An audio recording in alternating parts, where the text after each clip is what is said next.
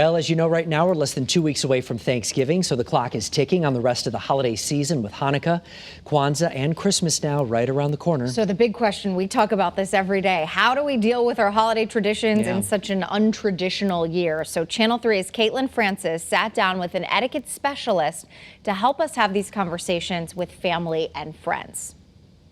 'Tis the season to social distance and wear masks and celebrate safely. Jody R.R. Smith from Manor Smith Etiquette Consulting breaks down some potential scenarios we all might encounter this holiday season and gives advice on how to best handle sticky situations.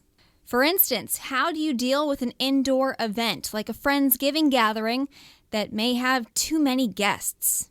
So this is a very clear answer. If you are uncomfortable, you need to back out now. This is a situation where people's feelings are important, but your health and safety are the utmost priority. And you may be uncomfortable about a lot more than just an indoor gathering. You might have a hard time with family coming home from out of state. My elderly parents are planning on traveling from Florida back to Connecticut for the holidays to stay with my family. I've asked them to get COVID tests before they come.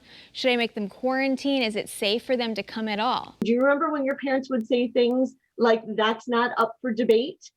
This is your chance to pull that one out and use it. The only way that we're going to see you is if either you take a test when you get up here or if you quarantine. That's it. Those are the only two choices. And make this explicitly clear before they start to travel.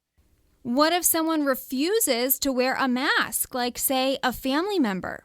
How do I ask them to wear a mask in my house if they want to come over? Do I ask them to just stay outside to wave hello, or do we just skip their visit altogether this year? This might not be the year to have them come inside. You want to be able to enjoy visiting when you can.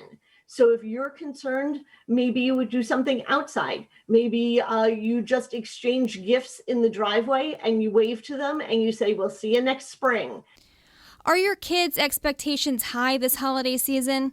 How can you keep some traditions alive, like baking Christmas cookies with friends, while keeping your family safe? With this scenario, this is going to happen over and over again, whether it's for the holidays or just for an afternoon of activity for the kids for a play date. So get the other parental unit on the phone, talk to the grown-up and say, "Okay, I would like our kids to get together, but here's the deal. It cannot be inside. Let's brainstorm. Let's be creative." Is it better for us to have the whole family out once to do all these traditional things, or do we break it up into smaller gatherings? We have to follow whatever the state and federal guidelines are at the time and break out that holiday and space out the time and limit the number of people so you can see people, but you're not going to celebrate all together this year. And if we all do a good job this year, hopefully by next year, we'll be back to the normal. She says manners matter, but safety comes first. I'm Caitlin Francis, Channel 3 Eyewitness News.